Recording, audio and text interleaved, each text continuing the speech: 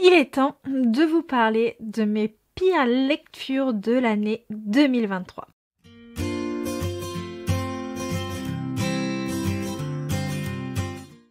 Hello mes petits érudits, c'est Johanna, bienvenue dans ma citadelle, je suis ravie de vous retrouver aujourd'hui pour une nouvelle vidéo qui va concerner les moins bonnes lectures que j'ai faites en 2023. Petit disclaimer, si je vous mets des livres que vous aimez dans cette vidéo, ne vous en offusquez pas, c'est simplement lié à mes propres goûts personnels et ce n'est pas parce que je n'ai pas aimé un livre que cela ne reste pas un très bon livre, bien au contraire, il y a des livres pour tout le monde et c'est ça qui est beau dans le monde de la lecture. Pour le coup, je ne vais pas vous les mettre des moins bonnes aux meilleures ou inversement parce que j'ai tendance à totalement oublier les lectures qui me chagrinent.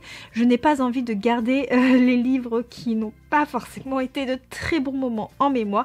Donc pour cela, je suis obligée de me fier à mon reading journal mois par mois pour me souvenir des moins bonnes lectures que j'ai pu faire. Et oui, ici, on est Team Dory. Cette année, j'ai abandonné la saga Tenan de Demanaket. J'avais bien aimé le premier tome et j'avais eu ce second tome en service de presse. Et clairement, ça ne l'a pas fait du tout. Je ne comprenais absolument rien ce que je lisais. C'est une saga qui, je crois, fait référence au mythe de l'Atlantide, le monde et tout ça. Et je pourrais même pas vous le résumer, ça s'est totalement évaporé de mon esprit. Tout ce que je sais, c'est que cette lecture a été pour moi très difficile, un petit peu un calvaire. Et donc forcément, ça a été assez compliqué. Toutefois, j'ai lu en face Tiziri, qui était ma meilleure lecture du mois de janvier à ce moment-là. Donc forcément, en comparaison, il y avait du lourd. J'ai lu en partie et abandonné Terre brisée de Victoria Aveyard, qui était une fantaisie qui me faisait très envie. Mais clairement, cette lecture était pour moi un véritable supplice. J'ai dû l'abandonner, ça a été une catastrophe.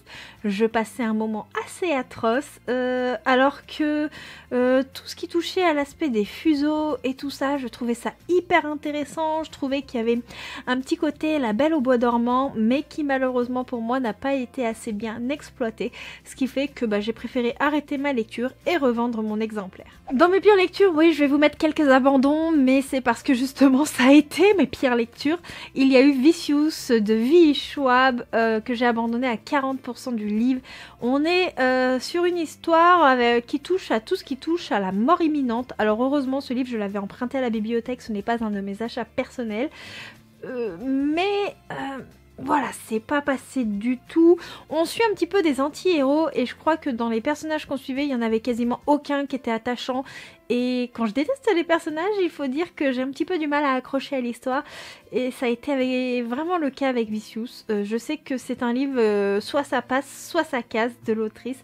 Et pour le coup, moi je fais partie de la catégorie ça ne passe absolument pas. Dans mes pires lectures, il y a La chasseuse et l'alchimiste d'Alison Saft qui a été une lecture pour le moins compliquée. Celle-ci, je l'ai terminée, mais il a fallu que je m'accroche, vraiment, pour le terminer. C'était vraiment très difficile pour le coup. On est dans une fantaisie où on nous prédisait une chasse au Hala, qui est une créature assez épique. Il y avait un petit côté romance qui était bien vendu dans l'histoire. J'ai trouvé la romance très soft. Je ressentais aucune alchimie entre les personnages. Et la chasse au Hala, elle arrive dans les dernières pages.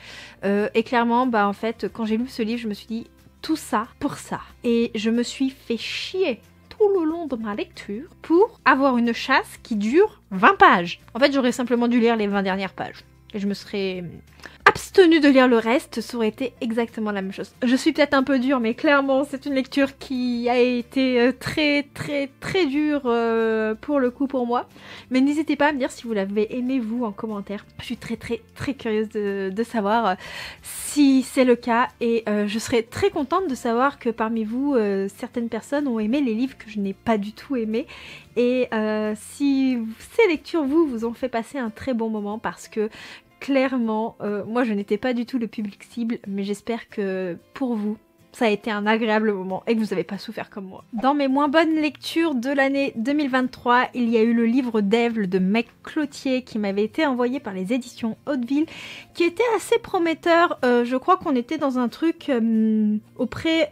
comment ça s'appelle? Vous savez, là où il y a les nonnes et tout ça. Et en gros, il y avait un chariot avec des gens qui arrivaient et il y a une des nonnes qui allait devoir protéger un livre. Je vous fais un résumé vraiment bidon, mais les livres que j'ai pas appréciés, j'ai vraiment du mal à garder l'histoire en tête et à vous les résumer de manière assez objective, puisque déjà j'oublie, étant donné que ce n'est pas forcément les choses dont j'ai envie de me souvenir. J'ai une mémoire très sélective, il faut savoir.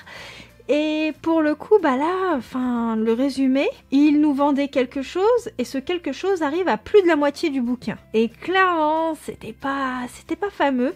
Je me souviens qu'on l'avait reçu dans le but d'une lecture commune avec Hauteville et Cube, puisque je l'avais reçu dans une box littéraire. Et je sais qu'on avait été plusieurs à abandonner cette lecture à plus de la moitié, puisque clairement, ça passait difficilement. Et je pense que si ça peut être une lecture intéressante, c'est une lecture qui ne conviendra pas à tout le monde. Dans mes pires lectures de l'année, il y a My Sexy Biker de Aurore Rose Reynolds. Et si pour le coup je vous ai pas fait un classement de la moins pire à la pire, je pense que celle-ci est sur le podium du top 3. Du top 3. Et j'ai vraiment eu du mal avec ce bouquin. J'adore les romances biker, il faut savoir. Mais celle-ci m'a exacerbée du bout en bout de par le caractère de l'héroïne qui, en fait, n'a pas de caractère. Et de par le champ lexical employé, le traitement de la femme, enfin, il y a plein de choses qui m'ont énervée tout au long de ma lecture. Pour le coup, là, c'est bien un livre que j'ai fini, il fait 200 pages. Il y a plusieurs tomes de prévus. Et moi, je m'attendais vraiment que ce soit plusieurs tomes sur le même personnage au vu de la taille du bouquin. Et en fait, non, c'est un tome par personnage. Donc, clairement, je ne lirai jamais la suite de la saga. Dans mes déceptions livresques de l'année 2023, il y a un webtoon que j'avais très envie de lire. Il s'agit de Je suis tombée dans un jeu de harem inversé qui pour le coup m'intéressait beaucoup. Vous savez que j'aime bien tout ce qui touche au harem inversé. Quand il y a un petit peu de spicy bien fait, attention, parce que le spicy mal fait, ça donne envie de gerber, clairement. Mais pour le coup, en fait, j'ai pas trop accroché à ce webtoon. Disons qu'il y a beaucoup de personnages. On n'apprend pas forcément à les connaître. Après c'était le premier tome, hein, ça peut se développer dans la suite, mais en fait ce premier tome ne m'a pas donné envie de lire la suite. Et en fait j'arrivais pas à m'attacher au personnage, déjà ne serait-ce que la protagoniste féminine que j'ai trouvée insupportable, mais aussi je trouvais que les personnages masculins se ressemblaient tous, et pour le coup ça manque un petit peu de profondeur, de personnalité pour que ça matche complètement avec moi. Je n'ai pas du tout accroché avec le premier tome de la saga de Miel et de Sambre de Kelly Sinclair et Shannon Meyer, qui est une histoire avec des failles, une héroïne qui a fait un petit peu de la merde et qui a mis un petit peu le bazar dans son monde. J'ai pas tout cerné à ce premier tome qui pour moi manquait de détails et était un petit peu fouillis.